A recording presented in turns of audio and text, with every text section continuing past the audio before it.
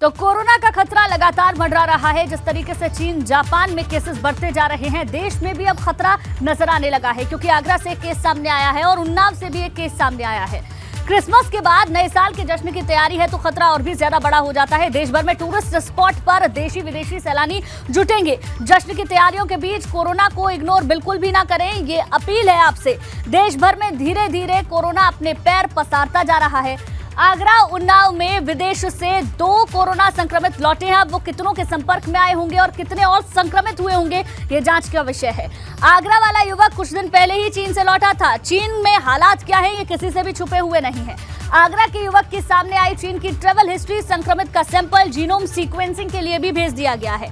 उन्नाव में भी दुबई से लौटा युवक कोरोना संक्रमित बताया जा रहा है। 1 महीने बाद दुबई जाने की तैयारी में था युवक। जांच के दौरान कोरोना संक्रमित होने की पुष्टि हुई। 2 संक्रमित मिलने के बाद यूपी में प्रशासन अलर्ट मोड पर है। कोविड प्रबंधन के लिए मंगलवार को मॉक ड्रिल भी होना है। तो कोरोना का खतरा एक बार फिर से दस्तक देने लगा है। जरूरत है इस बात को ध्यान में रखने की कि नए साल का जश्न भी है। जश्न जरूर मनाएं, लेकिन इस बात का ख्याल जरूर रखें कि कोरोना एक बार फिर से लौट आया है और इस बार जो इसका वेरिएंट है वो और भी ज्यादा खतरनाक हो सकता है। तमाम सहयोगी हमारे साथ जुड़ गए हैं। शैलेश हमारे साथ लखनऊ से जुड़ चुके हैं, शक्ति हमारे साथ दिल्ली से जुड़ गए हैं, रवि कैंतुरा देहरादून से जुड़ चुके हैं और हमारी खास मेहमान सीनियर फिजिशियन है डॉक्टर स्वाति माहेश्वरी, वो भी हमारे साथ जुड़ गई हैं। बहुत बहुत स्वागत स्वाति जी आपका। लेकिन सबसे पहले मैं अपने संवाददाता का ही रुख करूंगी और सबसे पहले शुरुआत शैलेश आप ही से करते हैं। राजधानी में आप तैयारी क्या देख पा रहे हैं, क्योंकि पिछले दिनों हमने बैठकें लगातार देखी। क्रिसमस का मौका निकल चुका है, लेकिन नए साल का मौका अभी आने वाला है और उसके लिए एहतियात बरतना बहुत ज्यादा जरूरी है।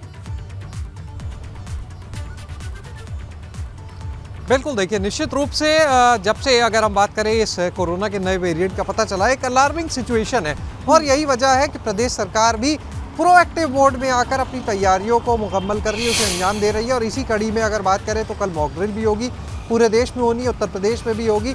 लेकिन एक चीज़ आप ध्यान दीजिए, जब कोरोना सबसे पहली बार आया था तो शुरुआत कहाँ से हुई थी? आगरा, ताज नगरी आगरा। जब वहाँ पर केस आया था, अगर मैं गलत नहीं हूँ तो होली के आसपास का वो वक्त था जब कोरोना की सबसे पहली बार दस्तक हुई थी देश में, और तब वो केस भी आगरा से ही निकल कर आया था। हड़कंप मच गया था, हमें आज भी वो दिन ध्यान है।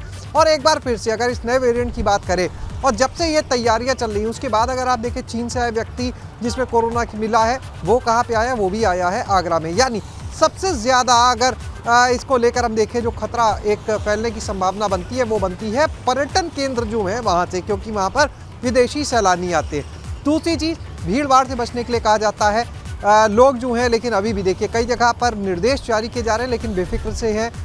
कुछ आपको तस्वीरें दिखाते हैं। हम हालांकि इस समय रोड पर मौजूद है गोमती नगर इलाके में, लेकिन अगर आप देखेंगे तो लोग जो हैं अभी भी मास्क का बहुत इस्तेमाल नहीं कर रहे हैं। हालांकि मास्क को भी अनिवार्य नहीं किया गया है, लेकिन ये जागरूकता के साथ ये सुझाव ज़रूर दिए जा रहे हैं कि आप मास्क का इस्तेमाल करें। लेकिन आपको चेहरों पर मास्क अभी नज़र नहीं आएंगे। लोग जो है वो मास्क का इस्तेमाल नहीं कर रहे हैं। यहाँ तक कि लखनऊ में KGMU की अगर हम बात करें, वहाँ पर भी ये निर्देश दिए गए हैं कि अब वो मास्क जोन रहेगा आज से। यानी अगर कोई KGMU मेडिकल यूनिवर्सिटी के कैंपस में प्रवेश करता है तो बिना मास्क के नहीं दिखना चाहिए, लेकिन वहाँ पर भी अभी पूरी तरह से इसका पालन नहीं हो रहा है। तो ये देखिए ग्राउंड लेवल पर हकीकत है, लेकिन लोगों को जागरूक होना पड़ेगा कि पुराने दिनों को सिर्फ याद कर लें एक बार कि किस तरह की बंदिशों को झेला है, किस तरह से वो लॉकडाउन का दौर था। लोगों ने, चाहे वो आर्थिक रूप से हो, चाहे वो अपने घरेलू समस्याएं, तमाम दिक्कतों को झेला है। कईयों ने अपनों को खोया भी है उस दौर में।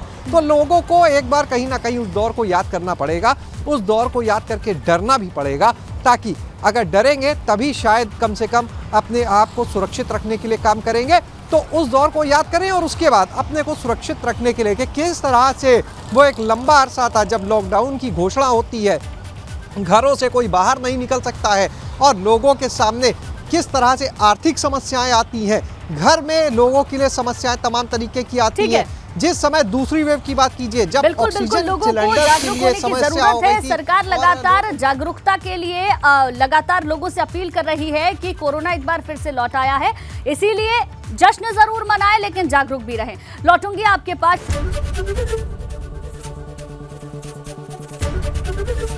ABP गंगा, खबर आपकी, जुबान आपकी।